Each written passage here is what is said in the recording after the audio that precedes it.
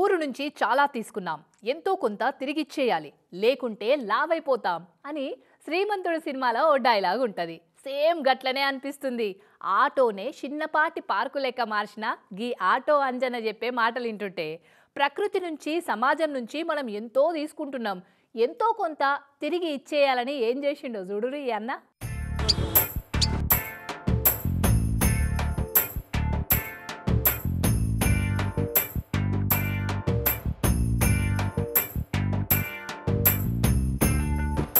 Mini park on 3 wheels అన్నట్టే ఎట్లా మార్చిండో చూడు ఈ ఆటోను గీ అన్న. ఆటో మీద అటుపక్క ఇటుపక్క పూల చెట్లు డెకరేషన్ చెట్లు పెట్టి పచ్చటి గడ్డి పెట్టిండు మొత్తం. ఈ ఆటో ఎక్కిన వాళ్ళకైతే పార్కులో కూర్చున్నట్టు ఏసీ ఆటో ఎక్కినట్టే ఫీలింగ్ వస్తుందేమో ఈ సెటప్ అంతా చూస్తుంటే.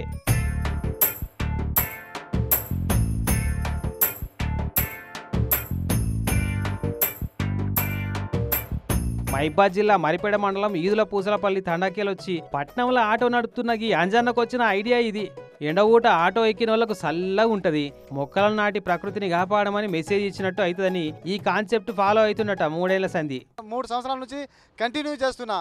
ఒక్క సంవత్సరం వడ్ల గింజలతోని టాప్ లెక్క తయారు చేసిన.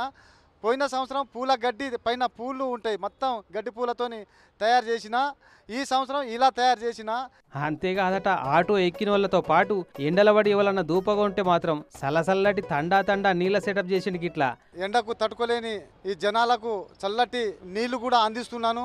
వాటర్ ఎక్కడ దొరకవు ఎండాకాలంలో, అయితే వాళ్ళకు కూడా కూలింగ్ వాటర్ కూడా ఒక క్యాను లోపల పెట్టి బయట నల్ల తీసిన. వికలాంగులకు కూడా లోకల్లా ఎక్కడ ఎక్కి దిగినా కూడా వాళ్ళకు కూడా ఛార్జీ తీసుకోకుండా నేను ఆటో సేవ చేస్తున్నాను వాళ్ళ కోసమే. లోపల కూల్ క్యాన్ పెట్టి దానికో పైప్ పెట్టి నల్లా సెటప్ చేసిండు బయట.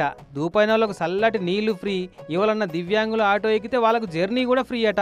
అదిరిందిరే అన్న కాన్సెప్టు. చేస్తున్న పనితోటే పనికొచ్చే మెసేజ్ ఇచ్చుడే కాకుండా సాటి మనుషుల దూప తీరుతుండు ఎండపూట.